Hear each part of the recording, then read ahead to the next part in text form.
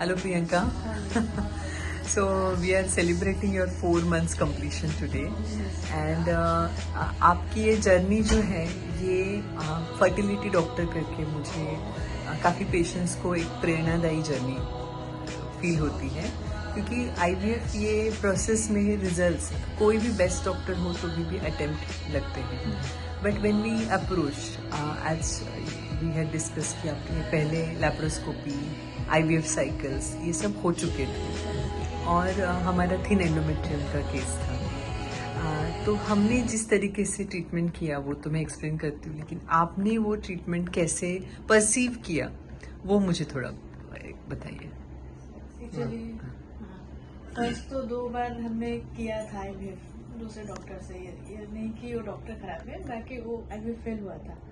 But फिर हम लोग यहाँ आए, मैम ने तो पूरा स्टार्टिंग से ही देखा कि क्या है, एक पूरा स्टेप बाय स्टेप एंडोमेट्रियम हो रहा है नहीं हो रहा है, ये मंथ कितना है, नेक्स्ट कितना होगा, क्या मेडिसिन चेंजेस एवरी मंथ आपने वो किया। फिर हमने पिकअप के लिए फिर से गए, बीच में लैप्रोस्कोपी भी किए उसके लिए, फिर पिकअप के लिए गए, फिर ET हुआ एक बार और वो भी मतलब बाय चांस सक्सेस नहीं था। हमारा फर्स्ट अटेम्प्ट रिजल्ट अच्छा नहीं आया था।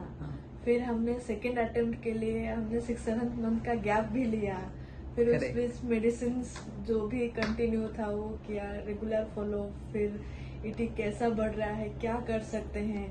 फिर एक बार अटेम्प्ट लिए, फिर हमने बीच में वो बंद भी किया जो हार्मोनल का वो प्लान किए थे कि ये मंथ स्टार्ट करेंगे करके एनवायरनमेंट उस तरह से नहीं था। फिर उस बार भी हमने स्टॉप किया। फिर नेक्स्ट मंथ फिर हमने मॉडिफाइड साइकिल जो भी है उसका मॉडिफाइड नेचुरल साइकिल पे आपका एंडोमेट्रियम बहुत अच्छा बना। हमारा जो केस है ना, ये काफी पेशेंट्स को हम बताते हैं कि कभी कभी होप्स चला जाता है कि थिन एंडोमेट्रियम है, बन नहीं रहा है, तो फिर इम्प्लांट ही कैसे होगा।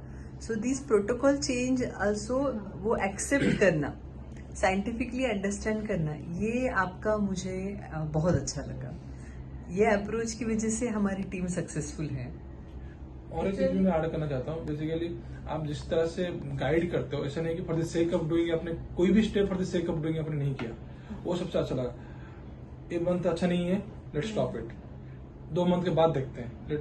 पूरा प्रॉपर टाइमिंग के हिसाब से जब एनवायरमेंट अच्छा लगा तब आपने एक स्टेप आगे बढ़ाया, वो सबसे बेस्ट था कि for the sake of doing कुछ भी नहीं अपने पास तो एक से कर दो, not like that was one. यही है, क्योंकि जब पेशेंट फेल साइकिल के साथ हमारे पास आते हैं, या फिर मैंने जब भी फेल साइकिल देखी है, तो आई नेवर फील दैट कि पहले डॉक्टर ने आपका ट्रीटमेंट अच्छा नहीं किया। No, the challenges were there, वो चैलेंजेस को फेस करने का माइंड रख के ये साइंस का टेक्नोलॉजी को हमें यूज करना है। क्योंकि अगर हमारा केस एकदम इजी है तो 1 और 2 मंथ में ही प्रेगनेंसी आ जाएगा, लेकिन अगर कुछ चैलेंजेस हम कवर कर सकते हैं उसके लिए फिर जितना भी टाइम लगे, बिकॉज हमारे पास 2 ही ऑप्शंस हैं।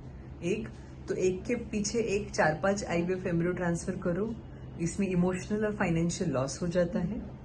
और दूसरा अप्रोच है कि अगर हमारा स्किल सेट अच्छा है तो हम ये केस को शांति से मैनेज कर सकते हैं, जो कि हमने किया। इसकी वजह से हमें सेकेंड एम्ब्रियो ट्रांसफर में रिजल्ट आया है। और कहीं हमने भी मतलब नहीं था, होप नहीं था कैसे होगा क्या होगा, हम भी पैनिक कर रहे थे, बट कहीं ना कहीं आपका वो जो वे द गाइडेंस मतलब जैसे आपने लिया। और हम भी तो दूर से भी आ रहे हैं, जो क्लिनिक है आपका यहाँ पे, हम लोग दूर से भी आ रहे हैं। हम लोग गूगल सर्च करके आपके बारे में पहले सारे सर्च करने के बाद हमको लगा हम जाते हैं आपके पास, तो ये गूगल सर्च करने के कोई रेफरेंस, कोई फ्रेंड, कुछ नहीं। हम लोग आपके बारे में स्टडी करके हम आए थे। Hopefully good space. Thank you, and I will be there with you till your delivery. बिल्कुल चिंता मत करो। Thank you.